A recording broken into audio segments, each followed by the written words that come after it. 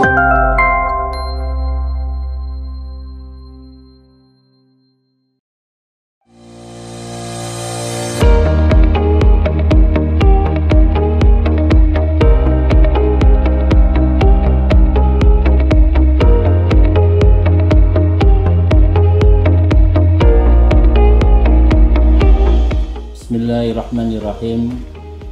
Assalamualaikum warahmatullahi wabarakatuh. Alhamdulillahirabbil alamin. Alladzi ahya bi dzikrihi qulubal muta'allimin. Faqamu sira'an ila nasril ilmi wal ma'rifah bisairil mayadin. Asyhadu an la ilaha illallah wa asyhadu anna sayyidana wa maulana Muhammad sallallahu alaihi wasallam abdullahi wa rasuluh. Allahumma sholli ala sayyidina Muhammad wa ala ali sayyidina Muhammad. Khazanah Ramadan yang berbahagia, dalam kesempatan ini semoga jamaah Khazanah Ramadan selalu diberikan keistiqomahan di dalam menjalankan ketaatan, di dalam menjalankan kebaikan, di dalam menjalankan amar ma'ruf nahi munkar. Dalam kesempatan ini kita akan mengupas sedikit tentang sejarah atau biografi tentang Abu Dzar Al-Ghifari. Abu Dzar Al-Ghifari ini sebenarnya sosoknya seperti apa, karakternya seperti apa, kelebihan dan kehebatannya seperti apa, nanti kita akan kupas saat ini. Abu Dzar Al-Ghifari ini sebenarnya mempunyai nama Jundub bin Junadah. Jundub bin Junadah ini sebenarnya namanya banyak berbeda pendapat. Ada yang mengatakan Jundub bin Junadah, ada yang mengatakan Jundub bin Sakanah. Apakah Jundub, apakah Jundib, apakah Jundab juga ini menjadikan permasalahan. Namun di dalam kitab At-Tawdih di Syarh Jami' Shahih itu dijelaskan bahwasanya yang masyhur itu adalah bernama Jundub bin Junadah. Kemudian Al-Ghifar. Al-Ghifar ini merupakan sebuah suku yang berada di tengah-tengah antara Madinah dan Mekah. Suku Ghifar ini suku yang sangat terkenal dengan kehebatan di dalam membegal, kehebatan di dalam merampok kafilah atau para pedagang yang melewati kampung suku tersebut. Mereka pasti akan merasakan ketakutan. Kenapa? Karena suku Ghifar ini terkenal dengan perampokannya, pembegalannya, termasuk di sini itu adalah Abu Dzar tersebut. Bahkan Abu Dzar tersebut sebelum masuk Islam pun dia menjadi seorang perampok yang ulung, yang luar biasa, pemberani sekali.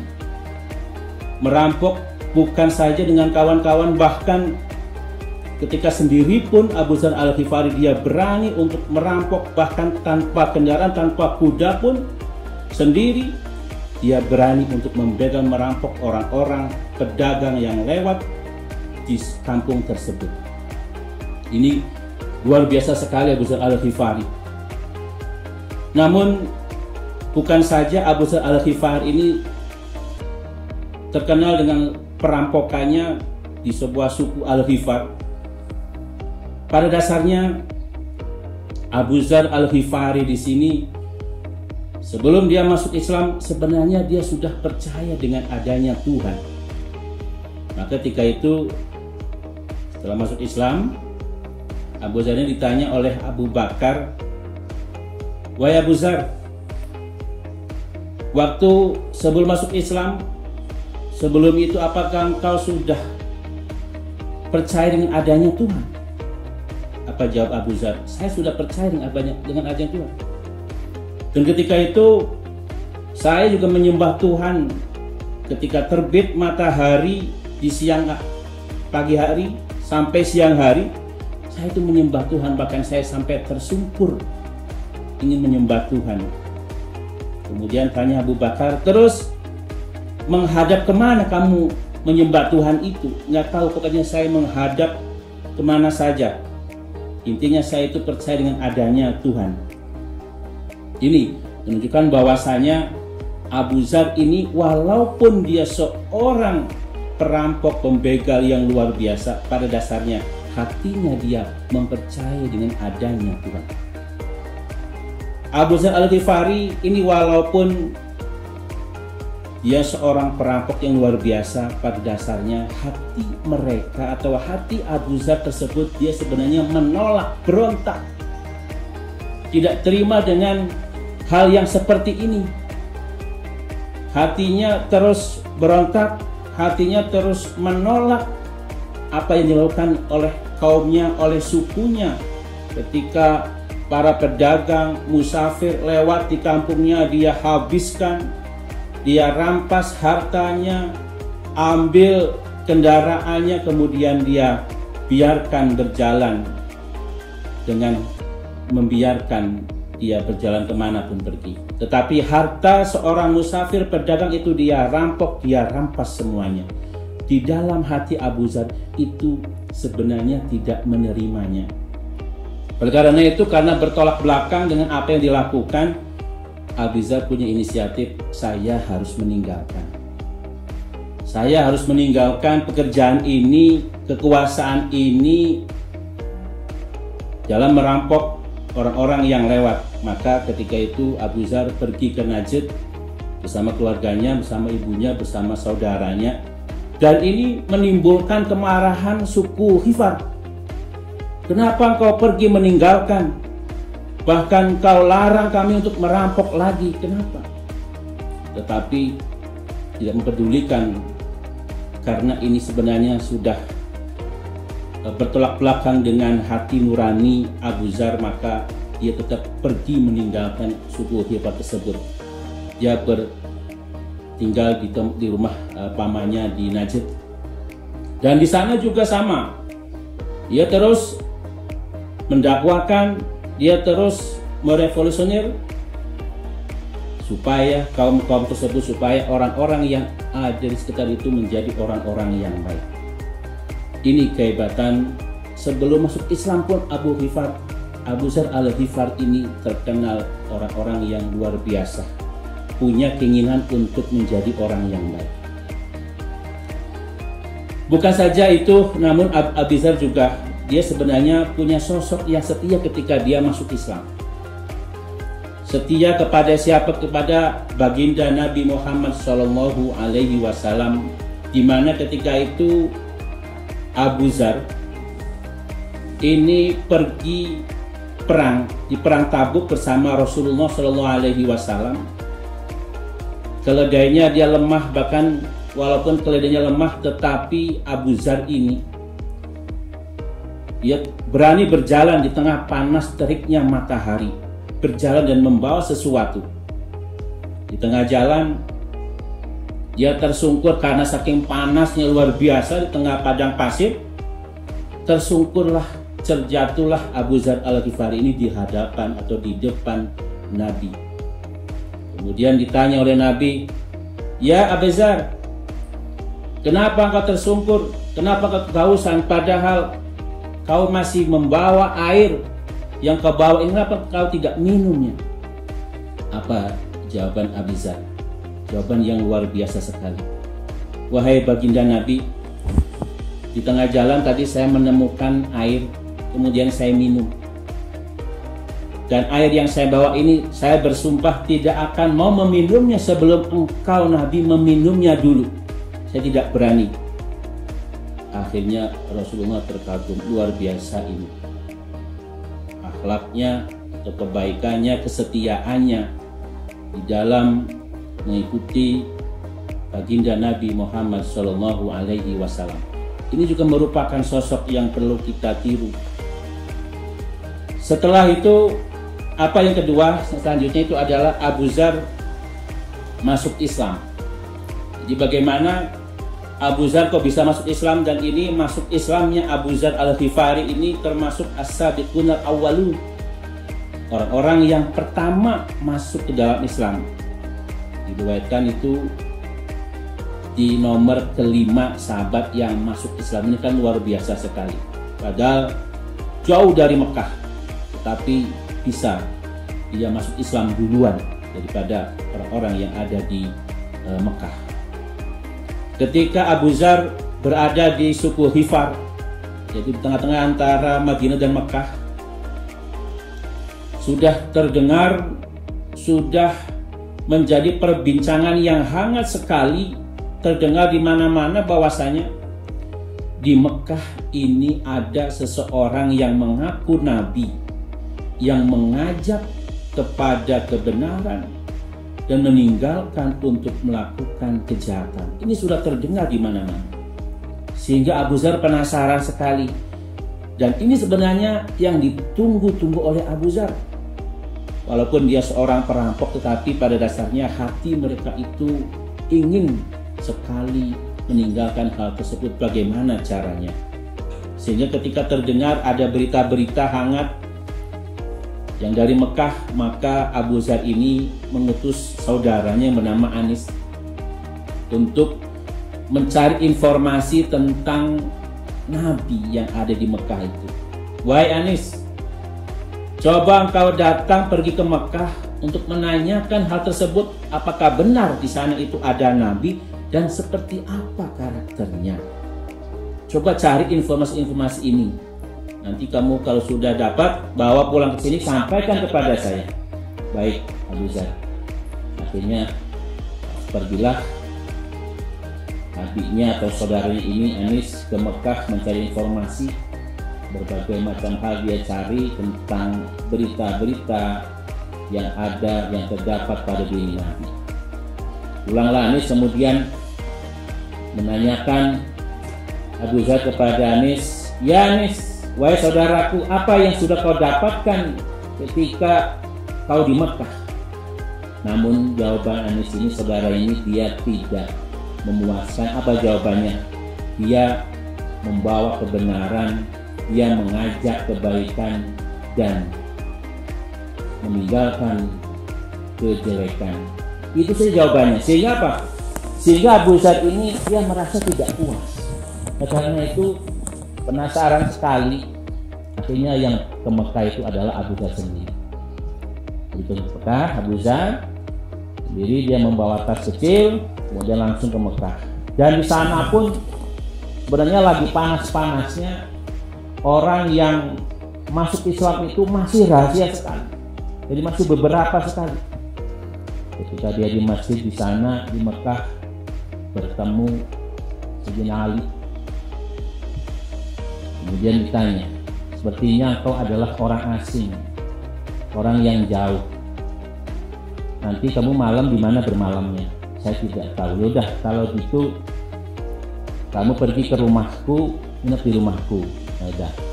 Akhirnya Abu Dzar ini menginap di rumah Sayyidina Ali. Besok harinya dia ke masjid lagi, masih nampak dia tidak kemana-mana. Sehingga Sayyidina Ali bertanya lagi, ya Abu Dzar, nanti malam kamu kemana? Saya tidak tahu. Kemudian sebenarnya apa tujuanmu ke sini? Kamu orang asing. Tujuanmu ke sana itu sebenarnya, ke sini itu apa sebenarnya? Apa jawab Abu Dzar? Kalau engkau merahasiakan tujuanku, akan saya kasih tahu. Oke lah, saya akan merahasiakan tujuannya.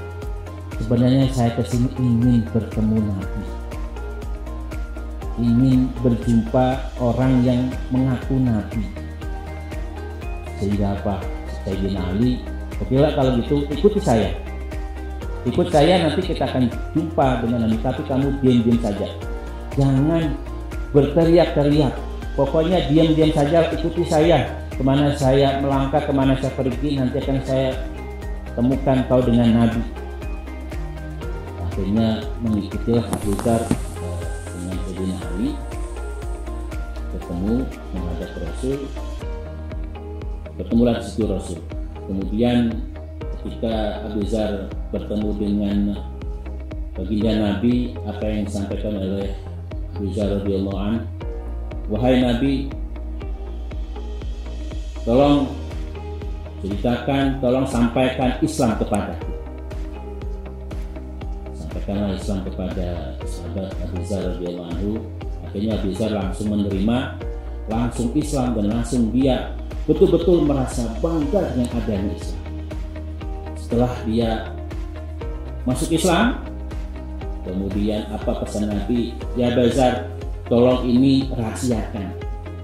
Jangan sampai kau ceritakan kepada siapapun, ini sesuatu yang rahasia. Kenapa? Nanti orang-orang Quraisy marah besar. Rahasiakan. Oke lah, terima pesan Nabi. Setelah Abu Dzar keluar dari rumahnya, namun apa? Dengan kegagahan, kehebatan, keberanian Abu Dzar, ketika melewati di perkumpulan orang-orang kafir Quraisy, justru Abu Dzar ini berteriak-teriak. Apa katanya?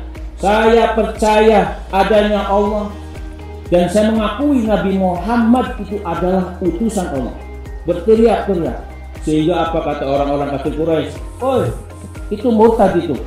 Apa murtad maksud di sini adalah dia keluar dari agama-agama yang nenek moyangnya. Orang ini murtad, kita tangkap, kita aniaya, kita hakimi, kita bunuh. Kata orang-orang kafir Quraisy. Dihantamlah, dihabisinya, dianiayanya. Kemudian datanglah Abbas. Datang merenya, tunggu dulu. Kamu tahu nggak ini siapa yang kamu pukuli ini? Yang kamu zalimi ini siapa tahu? Ini adalah suku Ghifar. Kamu tahu suku Ghifar?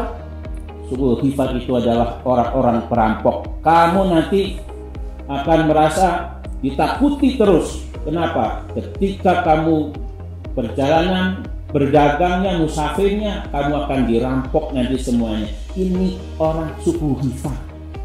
Kamu harus takut ini. Kenapa? Ini orang-orang berbahaya suku Ghifar. Akhirnya dilerai oleh Abbas. Sudah. Habis dibawa, diselamatkan oleh Abbas, bawa ke rumahnya. Besoknya ketemu lagi sama orang-orang kafir Quraisy. Wahai orang-orang kafir Quraisy, saya beriman kepada Allah. Saya mengakui Nabi Muhammad itu adalah utusan Allah. Akhirnya apa?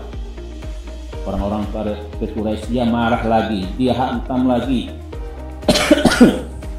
Dia dihakimi lagi, dipukuli lagi, dianiaya lagi. Datanglah Abbas untuk melerainya kembali. Ini apa? Keberanian Abu Dzar Al-Ghifari luar biasa. Dia tidak takut kepada siapapun. Karena apa? Islam inilah yang ditunggu-tunggu oleh Abu Dzar Al-Ghifari. Luar biasa sekali. Keberaniannya yang tidak pernah takut kepada siapapun, bahkan mati pun dia rela. Padahal pesan Nabi, jangan kau teriak-teriak, ini malah teriak-teriak. Apa? Menunjukkan dia kebanggaannya, kesenangannya, kebahagiaannya mendapatkan Islam. Siapapun dia tidak akan takut. Itu Abu Dzar Al-Ghifari ketika masuk Islam. Kemudian wafatnya Abu Dzar Al-Ghifari itu ketika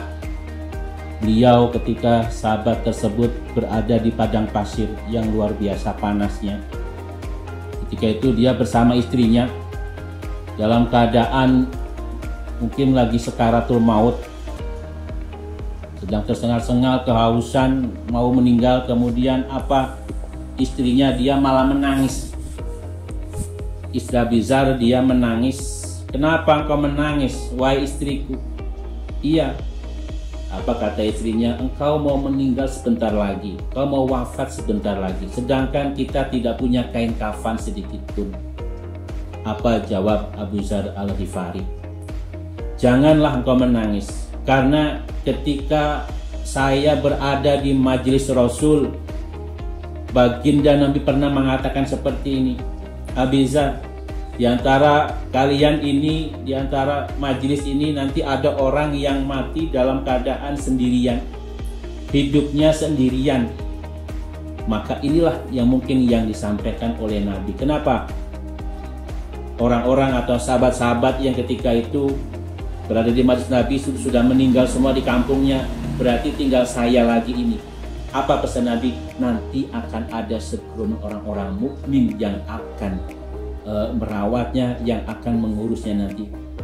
Jangan takutlah, jangan menangislah. Coba tengok ke belakang itu, yakin ada segerombolan orang-orang mukmin yang akan mengurusnya. Ini keyakinan Abu Dzar Al-Ghifari dan kesetiaannya kepada Nabi. Wafat Abu Dzar Al-Ghifari itu tanggal 8 Zulhijjah 34 Hijriah. Dan ini merupakan keberkahan oleh suku Ghifar sendiri. Kenapa? Di hadis Nabi pernah mengatakan dan bahkan pernah mendoakan. Apa doa Nabi kepada suku Ghifar? Ghifar ghafarallahu laha wa aslamahallahu. Ghifar, semoga Allah memaafkan dosa-dosanya. Jadi satu suku, bukan saja Abu Dzar yang didoakan oleh Nabi, tapi satu suku yang didoakan oleh Nabi. Kenapa? Abu Dzar juga mengajak satu suku Ghifar itu masuk ke dalam Islam. Diajaknya semuanya untuk berbondong-bondong masuk ke dalam. Dan alhamdulillah satu suku Ghifar itu masuk Islam semua. Ini berkat dakwah dan perjuangan Abu Dzar yang luar biasa ini, tanpa mengenal takut, tanpa mengenal lelah.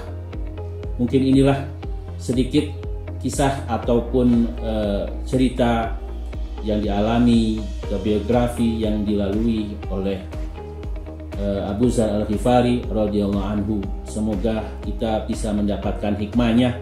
Yang pertama, hikmahnya adalah betul Abu Dzar seorang perampok, namun apa? Dia mengimpikan dengan adanya kebenaran, dia ingin menjadi orang baik. Dan mungkin kalau dulu perampok itu terang-terangan nampak orangnya, tapi kalau sekarang mungkin merampoknya itu modern yang luar biasa.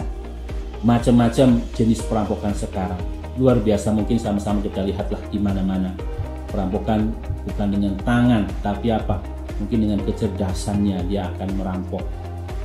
Kemudian hikmah yang kedua, Abu Dzar Al-Ghifari di sini merupakan sosok yang sangat setia dan sangat pemberani yang perlu kita contoh. Sedikit saja itu mungkin yang bisa kami sampaikan. Jadi kurang lebihnya, wabillahi taufiq wal hidayah. Assalamualaikum warahmatullahi wabarakatuh.